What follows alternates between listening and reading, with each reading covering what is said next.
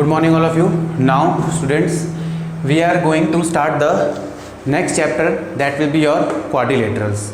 So quadrilaterals, we are knowing that quadrilateral is a closed figure that is formed by joining four line segments.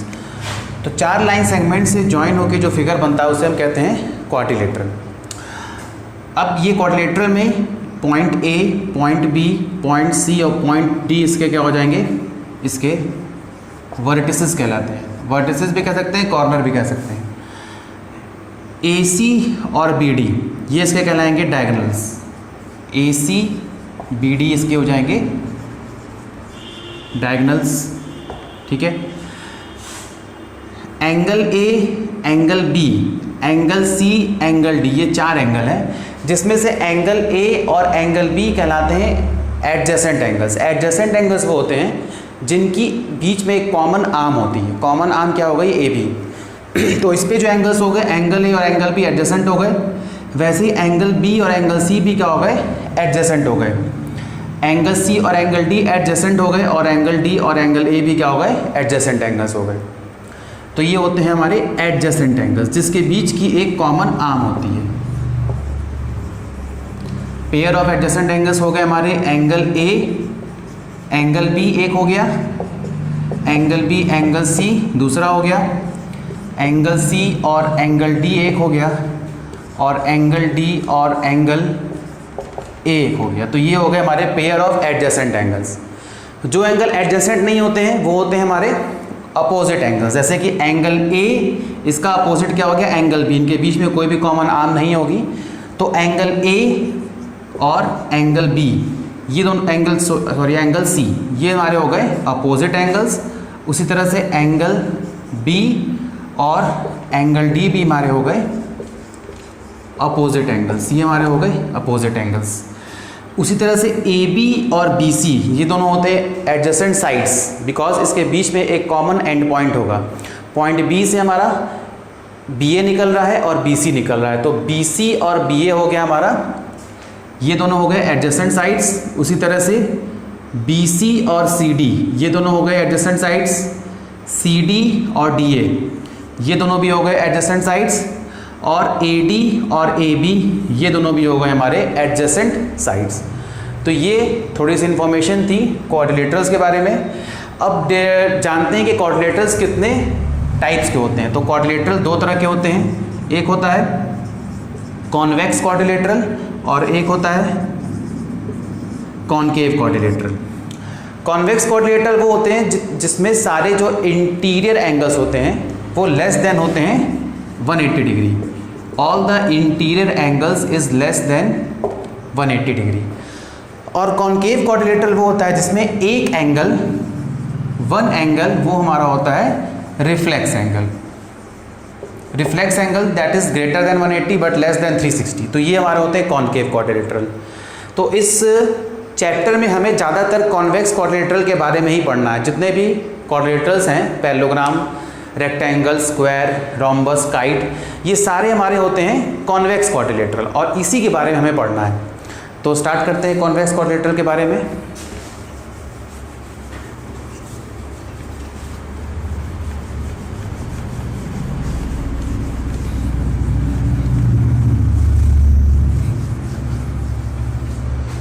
तो हमने बताया था convex. पहला होता है पैरेललोग्राम. तो कुछ प्रॉपर्टीज़ को डिस्कस करेंगे यहाँ पे. पैरेललोग्राम क्या होता है, पैरेललोग्राम एक क्वाड्रिलेटरल है जिसमें क्या होते हैं अपोजिट साइड्स पैरेलल होते हैं और इक्वल होते हैं. इसमें A B will be equal to C D और ए बी हमारा सी डी के पैरेलल भी होता है. ठीक है. तो A B is parallel to C D and A B is equal to C D. Opposite sides parallel equal होते हैं. इसमें ए डी भी हो जाएगा. A D is parallel to B C और A D is equal to B C. ये हमारे हो गए पैरेललोग्राम की प्रॉपर्टी, फर्स्ट प्रॉपर्टी. दूसरी प्रॉपर्टी होती है कि इसमें जो एंगल्स होते हैं एडजेसेंट एंगल्स, उनका सम क्या होता है, सप्लीमेंट्री, दैट इज 180. तो angle A plus angle B की वैल्यू होती है 180 डिग्री आनी चाहिए. उसी तरह से angle C plus angle D की वैल्यू भी आनी चाहिए 180 डिग्री. उसी तरह से एंगल बी और एंगल सी की वैल्यू भी 180 आनी चाहिए और एंगल ए और एंगल डी की वैल्यू भी 180 आनी चाहिए। तो ये हमारे हो गए कुछ प्रॉपर्टीज़। एक और प्रॉपर्टीज़ में होती है कि इसके अपोजिट एंगल्स भी बराबर होते हैं, तो एंगल ए एंगल सी के बराबर हो जाएगा और एंगल बी एंगल डी के बराबर हो जाएगा। तो ये हमारे होते हैं पैरेललोग्राम। नेक्स्ट हो गया रेक्टेंगल। रेक्टेंगल में क्या होता है कि जो इंटीरियर एंगल्स होते हैं वो हमारे होते हैं राइट एंगल्स, जैसे कि ए बी सी डी हमारा रेक्टेंगल है, तो इसमें angle A angle B angle C और एंगल डी सब हमारे होंगे राइट एंगल्स। ठीक है, इसमें और इसमें पैरेललोग्राम और रेक्टेंगल में एक छोटा सा डिफरेंस यही होता है कि इसके जो सारे इंटीरियर एंगल्स होते हैं वो 90 होते हैं और पैरेललोग्राम के केस में ऐसा नहीं होता है। इसमें अपोजिट एंगल्स इसमें भी बराबर होते हैं और इक्वल होते हैं, इसमें डायगोनल्स भी इक्वल होते हैं और डायगोनल्स क्या करते हैं, बाइसेक्ट करते हैं एक दूसरे को, यानी कि OB OD के बराबर हो जाएगा और OA OC के बराबर हो जाएगा, बस इसमें डायगोनल्स इक्वल नहीं होते हैं। तो ये डिफरेंस था रेक्टेंगल और पैरेललोग्राम के बारे में। तो हम ये कह सकते हैं कि all rectangles are parallelogram but all parallelogram are not rectangle. सारे रेक्टेंगल पैरेललोग्राम होते हैं बट सारे पैरेललोग्राम रेक्टेंगल नहीं होते हैं। क्यों नहीं होते हैं? बिकॉज इसमें एंगल्स ही 90 नहीं होते हैं, तो पैरेललोग्राम रेक्टेंगल नहीं हो पाएगा। अगला हम पढ़ते हैं that will be your rhombus.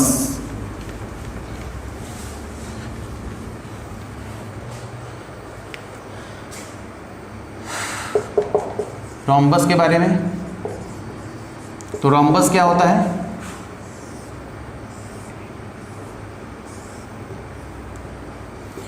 ये मान लेते हैं एक रोम्बस है, इससे कुछ प्रॉपर्टीज़ होती हैं। प्रॉपर्टी ये होती है रोम्बस में कि इसमें सारे साइड्स बराबर होते हैं और इक्वली होते हैं। तो AB BC CD और DA सभी साइड्स इसमें इक्वल होंगे। ये इसकी फर्स्ट प्रॉपर्टी हो गई। सेकेंड प्रॉपर्टी ये होती है कि ये इसके डायगोनल्स होते हैं, जो वो डायगोनल भी इसको आपस में बाइसेक्ट करते हैं, यानी कि OD will be equal to OB होगा और OA will be equal to OC होगा। डायगोनल भी बाइसेक्ट करेंगे। थर्ड प्रॉपर्टी ये होती है कि इसके डायगोनल्स जहाँ पे इंटरसेक्ट करते हैं, इस पॉइंट ऑफ इंटरसेक्शन पे वो एंगल बनाते हैं 90 डिग्री का। तो ये एंगल बनाएंगे यहाँ पे 90 डिग्री का। तो ये इनकी प्रॉपर्टीज़ हो गई, प्रॉपर्टीज़ ऑफ अ रोम्बस।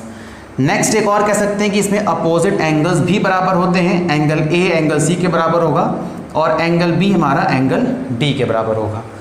तो ये प्रॉपर्टी थी हमारी रोम्बस की। तो रोम्बस की प्रॉपर्टी हमारी स्क्वायर से बहुत ही ज़्यादा मिलती जुलती है। तो स्क्वायर के बारे में भी देख लेंगे। स्क्वायर में एक छोटा सा हमें डिफरेंस मिल जाता है। डिफरेंस ये मिलता है कि यहाँ पे भी जो हमारे इंटीरियर एंगल्स होते हैं वो भी हमारे 90 होते हैं, बट रोम्बस के केस में ऐसा नहीं होता है। बाकी सारी प्रॉपर्टी सेम ही रहती है। इसमें भी हमारे सारे साइड्स बराबर ही होते हैं। जो डायगोनल्स होते हैं, डायगोनल्स भी आपस में बाइसेक्ट करते हैं, यानी कि OB OD के बराबर होगा और OC हमारा OA के बराबर होगा। दूसरा कि यहाँ पे डायगोनल्स भी हमारे जहाँ मीट करेंगे वहाँ पे एंगल बनाएंगे 90 डिग्री का। अपोजिट एंगल्स तो यहाँ ऑलरेडी बराबर हैं ही, बिकॉज सब 90 है।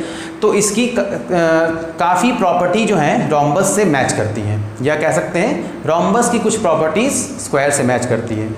तो उसी तरह से हम इसे यहाँ पे कह सकते हैं कि सारे स्क्वायर रोम्बस होते हैं बट सारे रोम्बस स्क्वायर नहीं हो सकते। All square are rhombus but all rhombus are not square. ऐसा क्यों नहीं हो सकता? बिकॉज रोम्बस में तो यहाँ पे 90 है ही नहीं, तो रोम्बस कभी स्क्वायर नहीं कहलाएगा। तो ये हमारा हो गया स्क्वायर और रोम्बस के बारे में। अगला जो हम क्वाड्रिलेटरल पढ़नेंगे वो होगा ट्रेपीजियम।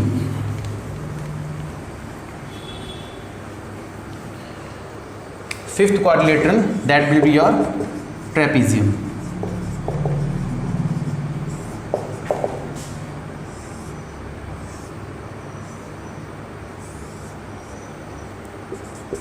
तो ट्रेपीजियम की क्या प्रॉपर्टी होती है? सबसे इंपॉर्टेंट प्रॉपर्टी ये होती है कि इसमें वन पेयर ऑफ साइड्स वो पैरेलल होते हैं बट इक्वल नहीं होते हैं। जैसे कि इसमें एक पेयर ऑफ साइड लेंगे, AB will be parallel to CD। सबसे इंपॉर्टेंट प्रॉपर्टी है कि AB जो होगा CD के पैरेलल होगा, बट ए बी जो होगा वो सी डी के बराबर नहीं होगा। ये सबसे इंपॉर्टेंट प्रॉपर्टी है। सेकंड, इसमें भी होता क्या है कि इसमें भी एडजेसेंट एंगल्स जो होते हैं, angle A plus angle B, उसका सम 180 होता है। जितने भी एडजेसेंट एंगल्स होते हैं उनका सम 180 होता है। बट सबसे इंपॉर्टेंट प्रॉपर्टी इसकी होती है कि जो वन पेयर ऑफ साइड्स वो पैरेलल होते हैं बट इक्वल नहीं होते हैं, वो सबसे इंपॉर्टेंट प्रॉपर्टी है। बाकी अपोजिट साइड्स इक्वल होंगे, एडजेसेंट एंगल्स का सम 180 होगा, वो सब तो इसमें रहेगा ही। ट्रेपीजियम के अलावा नेक्स्ट क्वाड्रिलेटरल इसी से मिलता जुलता हो जाएगा, वो कहलाता है आइसोसेलेस ट्रेपीजियम।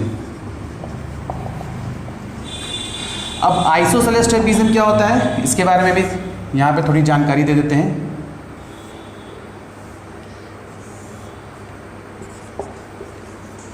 ये इसकी प्रॉपर्टी क्या होती है कि इसमें जिसमें जो नॉन पैरेलल साइड्स होंगे वो इक्वल होंगे। नॉन पैरेलल साइड्स कौन से हैं इसमें, AD है और BC है, ये दोनों इक्वल होते हैं। तो नॉन पैरेलल साइड्स की जो लिखेंगे AD will be equal to BC, AD will be equal to BC। क्यों इक्वल होगा, बिकॉज आइसोसेलेस ट्रायंगल हमने पढ़ा है, आइसोसेलेस ट्रायंगल में दो साइड्स बराबर होते हैं, तो आइसोसेलेस ट्रेपीजियम में भी दो साइड बराबर ही होंगे, उससे ये मैच करेगा। इसके अपोजिट साइड्स क्या होंगे, इक्वल होंगे बट पैरेलल नहीं होंगे। तो AD will be equal to BC होगा, but AD will not be parallel to BC। You can take the screenshot of this. ये काफ़ी इंपॉर्टेंट पॉइंट है और इसके बीच में डिफरेंस करता है कि ट्रेपीजियम और आइसोसेलेस ट्रेपीजियम के क्या डिफरेंस होता है, तो यही सबसे ज़्यादा इंपॉर्टेंट डिफरेंस होता है। तो you can take the screenshot of this. तो इतने क्वाड्रिलेटरल्स थे, इससे इतने क्वाड्रिलेटरल्स के बारे में हमने जाना पढ़ा। अब हम आते हैं कुछ क्वेश्चंस लगाते हैं। बेसिकली जो क्वाड्रिलेटरल में हमें क्वेश्चन मिलेंगे वो यहाँ पे प्रूफ मिलेंगे, और प्रूफ जो रहेगा वो हम पिछला चैप्टर पढ़े हैं कॉन्ग्रुएंसी, सारे प्रूफ उसी पे बेस्ड रहेंगे, कॉन्ग्रुएंसी पे। So let us start with some questions based on the quadrilaterals.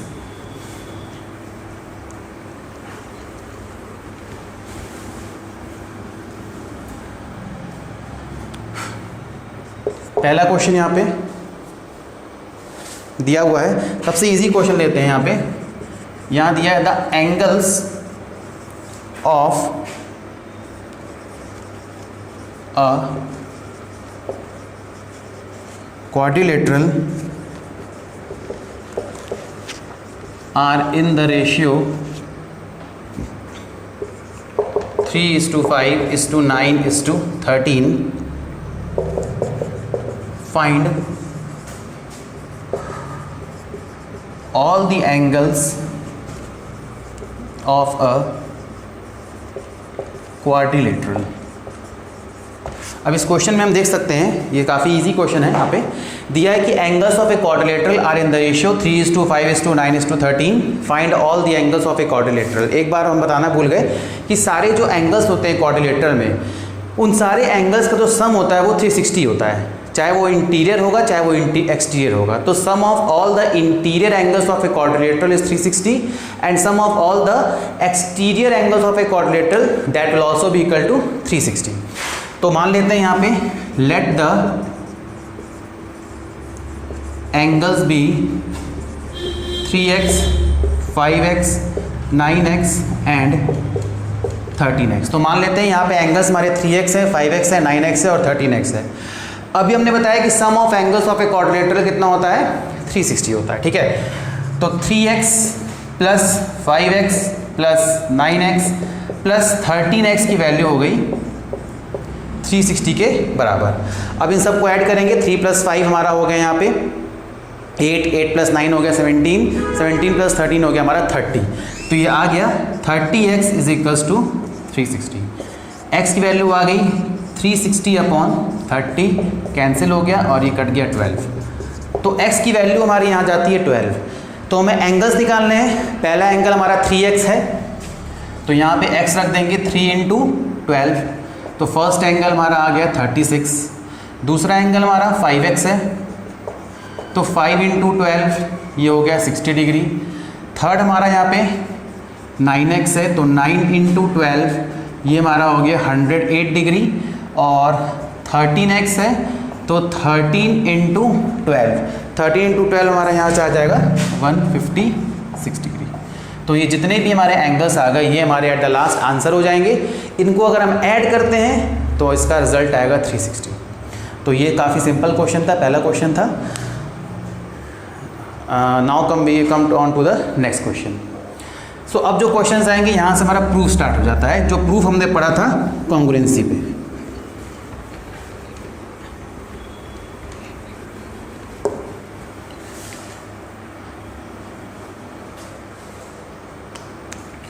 Question number second यहाँ पे कह रहा है if the diagonals of a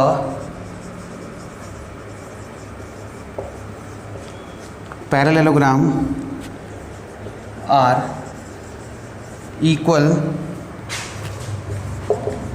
then show that it is a rectangle।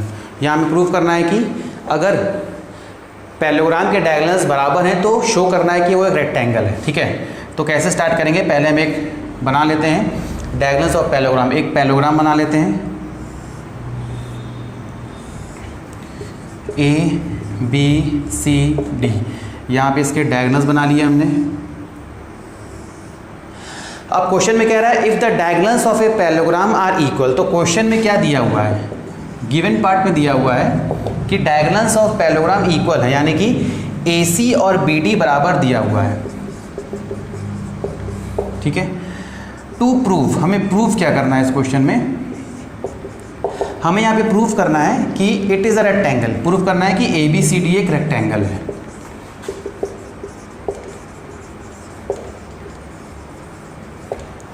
तो अब स्टार्ट कैसे करेंगे इसका प्रूफ, बहुत ही इजी है। इसमें हम कॉन्ग्रुएंसी लेते हैं। कॉन्ग्रुएंसी में दो ट्रायंगल लेंगे, triangle ABC in triangle ABC and triangle ABD। ये दो ट्रायंगल लिया, ABC लिया है और ABD लिया है। अब दो ट्रायंगल जब लिया है तो इसको हम प्रूफ करते हैं कॉन्ग्रुएंट। कैसे प्रूफ करेंगे ध्यान से देखते हैं। पहला तो हमको AC और BD क्या है, डायगोनल्स ऑफ ए पैरेललोग्राम, ये दिया है हमको बराबर। तो लिख देते हैं AC is equals to BD, that will be our given. ये हमारे पास दिया हुआ है। दूसरा चीज़ क्या हो गया, यहाँ पे देख सकते हैं कि ABC और ABD में ये जो AB आ रहा है ये कॉमन आ रहा है। तो AB is equal to AB, ये हमारा हो गया कॉमन। तो दो चीज़ तो हमें मिल गई। थर्ड चीज़ एक और देख लेते हैं कि BC और AD ये तो बराबर होंगे, because opposite sides of parallelogram, opposite sides of parallelogram हमेशा बराबर होते हैं। ठीक है, तो यहाँ हो जाएगा BC is equals to AD। Reason लिख देंगे opposite sides of a parallelogram, ये बराबर हो गए।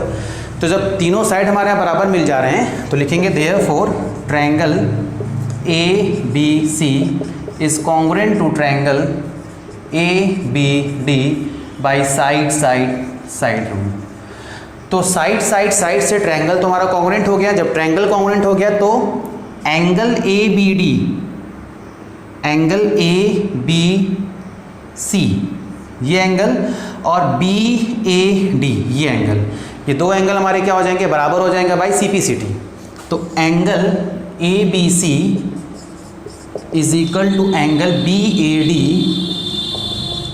By CPCT। तो दोनों एंगल क्या हो गए हमारे, बराबर हो गए। लेकिन एक चीज़ कह रहा है कि यहाँ पे ये एक ABCD एक पैरेललोग्राम है। तो पैरेललोग्राम में एक प्रॉपर्टी हमने बताई थी कि उनके एडजेसेंट एंगल्स का सम क्या होता है, 180 होता है। ठीक है, तो यहाँ लिख सकते हैं कि एंगल BAD, यहाँ लिख दे रहे हैं angle BAD plus angle ABC इनका सम क्या होता है 180 होता है। क्यों होता है, रीजन लिख देंगे, ABCD is a parallelogram. Parallelogram की प्रॉपर्टी होती है। अब angle BAD plus angle ABC, तो ABC हमारा BAD के बराबर है या BAD ABC के बराबर है, तो BAD की जगह हम ABC लिख देंगे। यहाँ पे भी ABC तो यहाँ दिया ही हुआ है, इज इक्वल्स टू 180 डिग्री। यहाँ से हो जाएगा 2 times of angle ABC is equals to 180 degree.